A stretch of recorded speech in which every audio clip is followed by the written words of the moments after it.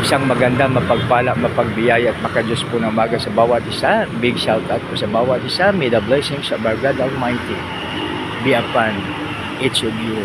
Once again, good morning.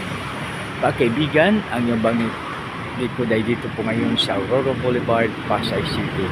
Ating babasahin ang sa mga awit 18 at ang chapter title nito, Awit ng Tagumpay ni David. Awit ng Tagumpay ni David. So dito mga kaibigan, ating babasahin sa verse 2. Si Yahweh ang aking batong tanggol.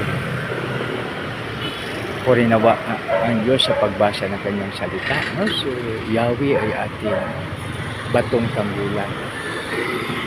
So siya ang natin, pinaka matibay na buo pag doon tayo sa kanya, pag tayo sa kanya. Sino pa po ang laban sa atin?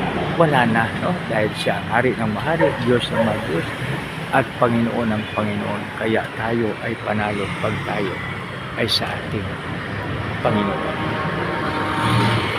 Tapos ang aking tagapagligtas, Diyos at kanlungan, tagapag-ingat ko at aking sanggalang.